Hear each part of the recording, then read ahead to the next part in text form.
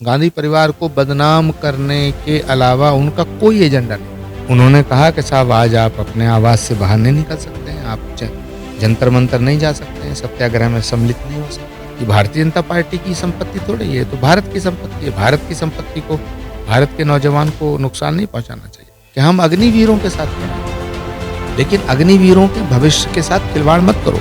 ये अग्निपथ योजना वापस होनी चाहिए। 4 साल के बाद ये देश का नौजवान क्या करेगा कि भाई हमें रोजगार दो, तो आपका फर्ज बनता है, सरकार का कर्तव्य बनता है कि उसे रोजगार दें। इस देश का नौजवान अगर देश की सेवा करना चाहता तो फौज की भर्ती क्यों नहीं खोलते आप? देश का नौजवान रोजगार मांग रहा है, भीख थोड़ी मांग रहा है। नमस्कार, मैं हूं जितेंद्र गौतम और आप देख रहे हैं टीएनपी इंडिया। आज कांग्रेस ने भारत में बंद का आह्वान किया है, लेकिन जिसके बाद से ही कांग्रेस के बड़े बड़े नेताओं को नज़रबंद किया गया है।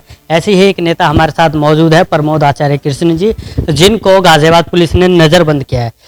नेताजी, सबसे पहले आपसे ये जानना चाहेंगे कि आपको बंद क्यों किया गया है? आपसे इतना डर क्यों है गाजियाबाद प्रशासन को या फिर भाजपा को? ये तो सरकार से पूछिए, पुलिस प्रशासन से पूछिए। उन्होंने कहा कि साहब आज आप अपने आवास से बाहर नहीं निकल सकते हैं, आप जंतर मंतर नहीं जा सकते हैं, सत्याग्रह में सम्मिलित नहीं हो सकते हैं। तो ये तो तानाशाही है, ये तो दादागिरी है। भारत में अगर कोई कहीं जाना चाहता है उसे उसके आवास में नज़रबंद कर देना, ये कौन सा लोकतंत्र है? तो इसका जवाब तो सरकार को देना चाहिए।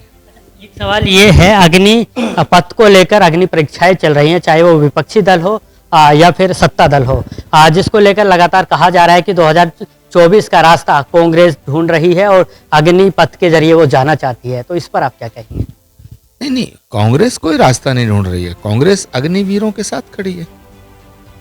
और ये बयानवीर जो हैं, भारतीय जनता पार्टी के सारे नेता बयानवीर हैं। हम बयानवीरों से कहना चाहते हैं कि हम अग्निवीरों के साथ खड़े हैं, लेकिन अग्निवीरों के भविष्य के साथ खिलवाड़ मत करो। 4 साल नौकरी दे रहे हो, 4 साल के बाद ये देश का नौजवान क्या करेगा? कहाँ धक्के खाएगा? किसे अपना बायोडाटा लेके घूमेगा कहाँ कहाँ?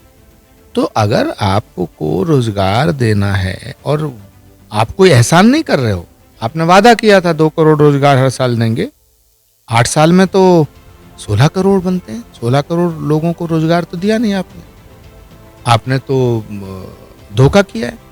तो अगर देश का नौजवान आपसे मांग करता है कि भाई हमें रोजगार दो, तो आपका फर्ज बनता है, सरकार का कर्तव्य बनता है कि उसे रोजगार दें।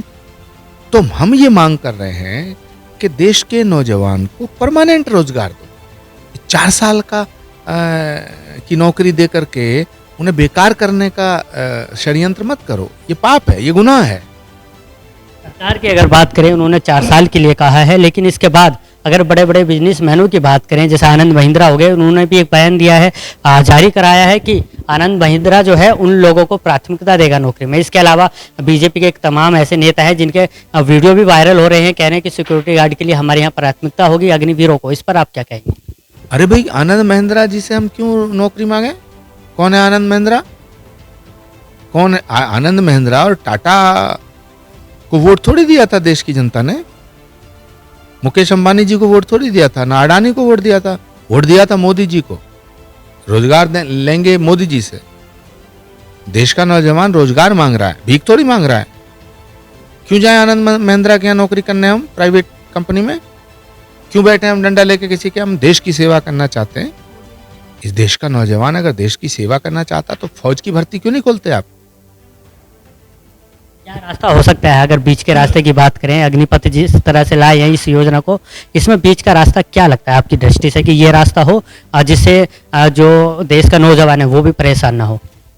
देश के नौजवानों को रोजगार देना चाहिए, भर्तियां खोलनी चाहिए, अपना वादा निभाना चाहिए, और ये इस तरह की वाहियात और तमाशे भरी योजना वापस होनी चाहिए।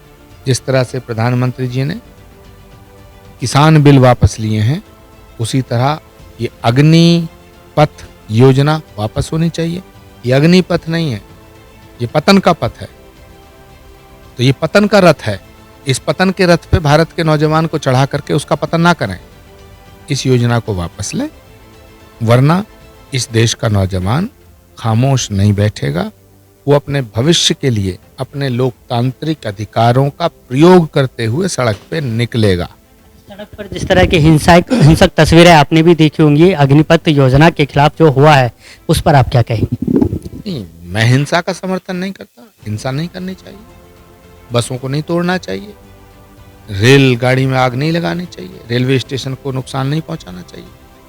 रेलवे स्टेशन, रेलगाड़ी ये तो भारत की संपदा है, ये भारतीय जनता पार्टी की संपत्ति थोड़ी है, ये तो भारत की संपत्ति है। भारत की संपत्ति को, भारत के नौजवान को नुकसान नहीं पहुंचाना चाहिए। तो भारत के तमाम नौजवानों से मैं अपील करता हूं कि वो अपनी बात को रखें, सड़क पे आएं, आंदोलन करें, लेकिन हिंसा का रास्ता ना अपनाएं। आखिरी सवाल है, जिस तरह से कहा जा रहा है, सत्ता दल की तरफ से कहा जा रहा है कि राहुल गांधी को ईडी से बचाने के लिए कांग्रेस अग्निपथ के रास्ते पर चल रही है और अग्निपथ योजना का इसलिए विरोध करे ताकि ईडी वाला मामला जो है वो दब जाए, इस पर आप क्या कहेंगे? देखिए, कांग्रेस ने हमेशा अग्नि परीक्षाएं दी हैं, हम अग्नि परीक्षा देने को तैयार हैं, एक बार और देंगे। बीजेपी तो चाहती है कि गांधी परिवार बदनाम हो जाए, गांधी परिवार को बदनाम करने के अलावा उनका कोई एजेंडा नहीं। उन्हें लगता है कि 2024 में कांग्रेस ही वो पार्टी है जो राष्ट्रीय स्तर पर बीजेपी का मुकाबला कर सकती है, इसलिए कांग्रेस को खत्म करना है। कांग्रेस को खत्म करना तो कांग्रेस को कमजोर करना। कांग्रेस कमजोर तब तक नहीं होगी जब तक गांधी परिवार कमजोर नहीं होगा। गांधी परिवार को बदनाम करके ये देश की जनता को ये दिखाना चाहते हैं कि देखो हम बड़े ईमानदार।